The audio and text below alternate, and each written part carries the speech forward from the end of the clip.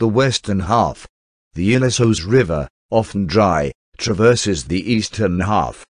The surrounding mountains Parnes, 4,636 feet 1,413 meters, Pentelicus, Pandali, 3,631 feet, Hymettos, Imitos, 3,365 feet, and Aegilan, 1,535 feet add to the impression of barrenness.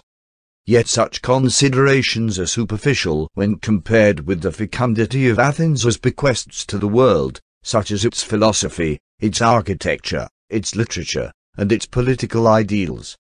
Physical and human geography character of the city Athens, with its tall buildings and contemporary shops, is the first European city when approached from the Middle East.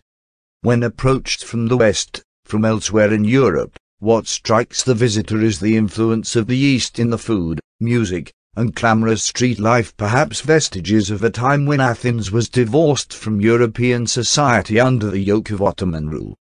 Nevertheless, it is wrong to say that Athens is a mixture of East and West. It is Greek and, more particularly, Athenian. The city, after all, nurtured Western civilization thousands of years ago. Athens remains on the world stage to this day. Notably, in 2004 the world came to the city for the Olympic Games, which spurred a dramatic makeover for Athens. In addition to building a raft of new sports venues and facilities, including a stadium designed by Santiago Calatrava, Athens undertook massive transportation infrastructure improvements that included dramatic expansion of public transportation and the construction of a new international airport. Some 3 centuries after the death of Pericles, 429 BCE, Athenians entered upon a period of bondage that lasted almost 2,000 years. The city was freed in 1833, and in the following 170 years it was the scene of more than a dozen revolutions, another brutal foreign occupation, and a civil war of especial savagery. This long history of passion and suffering has had considerable effect on the Athenian character. The core of that character is an implacable will to survive, buttressed by a profound sense of loyalty, especially to the family, and patriotism. The Greek Orthodox Church, which is directed by a synod sitting in Athens, was a main force in keeping alive the Greek language, tradition, and literature when such things were forbidden, and most people still support it. The millennia of oppression, instead of driving the Athenians into obtuse moroseness, have honed their wit and rendered them tough but supple, while centuries of privation have only preserved their warmth and generosity. The long oral tradition, alive even under the invader, has reflected and stimulated a taste for rich talk.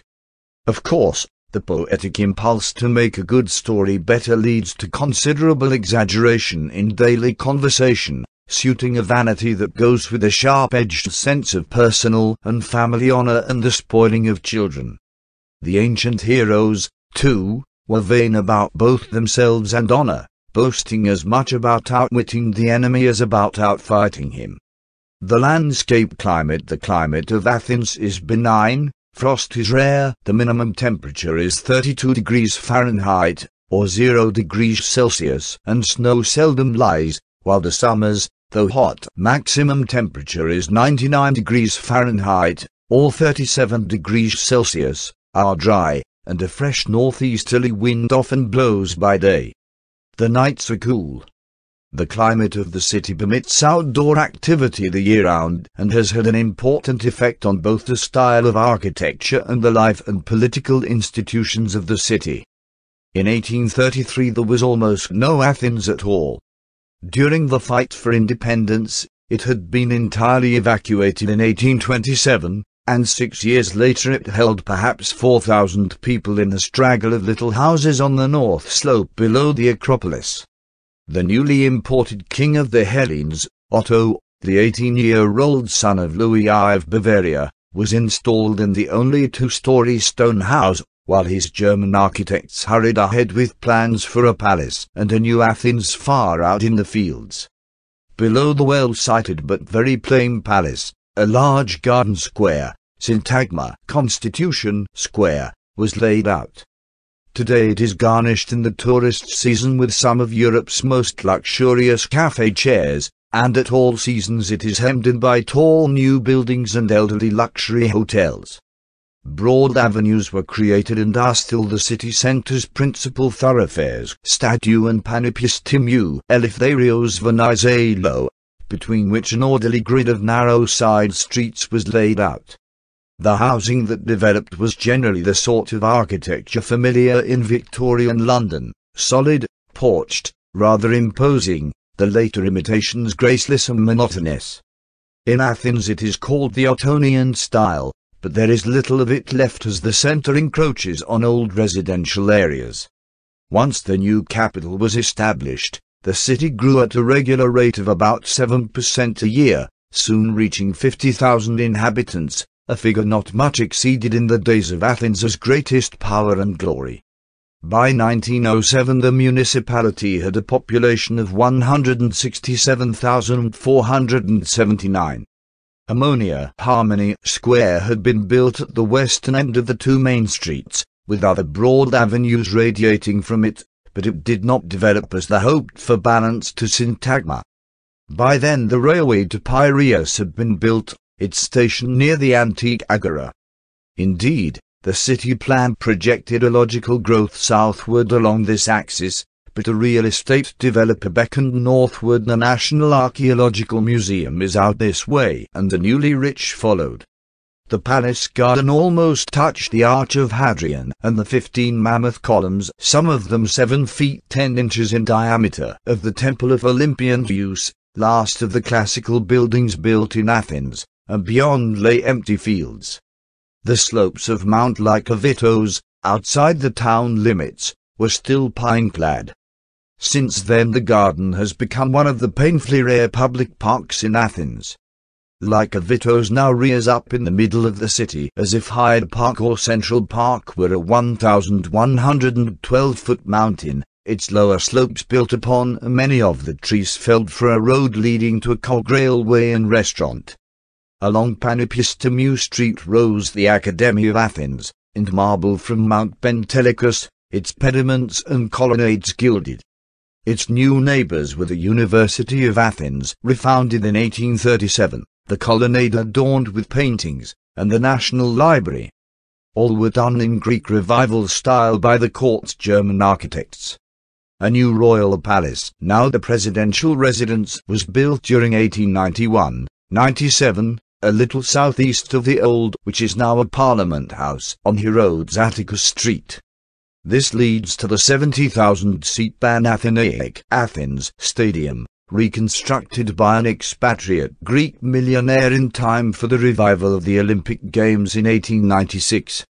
In 1921 the orderly progress of Athens was overturned and haphazard development began, for ethnic minorities were exchanged between Greece and Turkey, and approximately 1,500,000 Greeks, most of them penniless, came home from Asia Minor. Despite government efforts to resettle them elsewhere, many swarmed into shanty towns around the fringes of Athens and Piraeus, and the area's population soared from 473,000 to 718,000. After that the city began to spread in two directions, south toward Piraeus and north toward the village of Kephissia, which first became a smart suburb when Herodes Atticus built his villa there in the 1st century BCE. In the 1940s hideous things happened in Athens. During the German occupation many people died from starvation, and the city began to fall apart from lack of maintenance. When the Germans left, part of the Allied equipped resistance refused to lay down its arms, and the Civil War began. For a while the government held only the Parliament building, neighbouring embassies, and a part of Syntagma Square, while the palace garden was used as a common grave. Housing a construction boom began in the 1950s. New apartment houses pushing up everywhere erased old social boundaries, though the Koloniki district on the southeast slope of Lycabettos remained an enclave of respectable fortunes, and villages that had been attached to the city in the previous expansion lost their physical and political identities. a network of major highways was thrown up. The west side of the historic olive grove by the Kifissos River was shorn, and hillside greenery began to disappear under housing, either unauthorized or made legal through political skullduggery. Open space vanished, without provision for parks, playgrounds, or even schools, and Athens spread down to the sea by Glyphada, joining up with Piraeus. Piraeus itself was transformed from one of the world's celebrated honky-tonk ports into a clean, newly built, flower-decorated city. The Athens master plan was enlarged several times to keep pace with spread, which by 1964 had already attained 75 square miles, with a built-up area of 17 square miles outside the plan altogether. Land values in the center quadrupled, then octupled, and rose proportionately elsewhere. Traffic increased almost to the saturation point at rush hours, and the city continued to sprawl beyond its planned limits.